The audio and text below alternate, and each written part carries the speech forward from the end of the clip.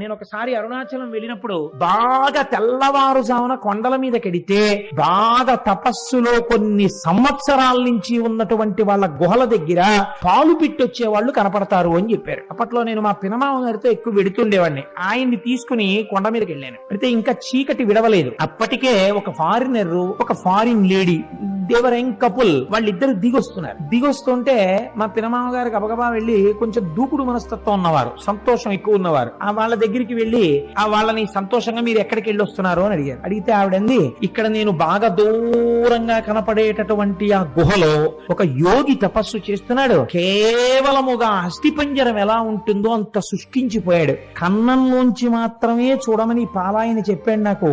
నేను కన్నంలోంచి చూశాను, కానీ నాకు ఆయన శరీరంలోంచి కొన్ని వేల వోల్ట్ల బల్బు వెలుగుతున్నట్లు కాంతితో నాకు దర్శనమైంది. ఇతను అక్కడ పాల కుండ ఒకటి పెట్టి వస్తుంటాడు ఒక పిడతతోటి. మరునాడు వెళ్ళేటప్పటికి తాగి ఖాళీ పిడత ఉంటుంది, తాగకపోతే ఇంకొక పాల పిడత పెట్టి వచ్చేస్తుంటాడు. అటువంటి తపశ్శక్తితో ఉన్న మహాపురుషుణ్ణి చూశాను అంది ఆవిడ. అంటే మా పినమామ గారు ఆవిడికి వెరీ గ్లాడ్ మా దేశం వచ్చి మీరు ఇటువంటి చూశారు అని ఇలా షేక్ హ్యాండ్ ఇచ్చారు. అంటే ఆవిడ షేక్ హ్యాండ్ ఇవ్వకుండా ఇలా నమస్కారం చేసింది.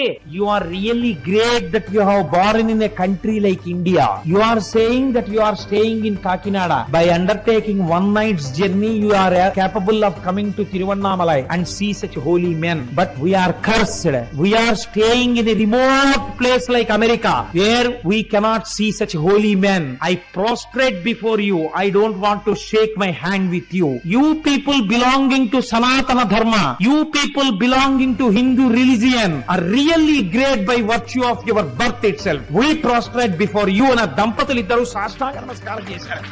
కేవలం సనాతన ధర్మంలో మనం పుట్టినందుకు, పుట్టలేకపోయామని ఏడ్చి వాళ్ళు సాష్టాంగ నమస్కారం చేశారు. ఇటువంటి అమృత భాండం, ఇటువంటి ఐశ్వర్యవంతమైన ఇంట పుట్టి అడుక్కు తిన్నవాడు ఎంతటి అయోగ్యుడో, ఇటువంటి సనాతన ధర్మంలో పుట్టి దీని మీద విలితి ప్రసంగాలు చేసేవాళ్ళు అంతటి అవివేకులు.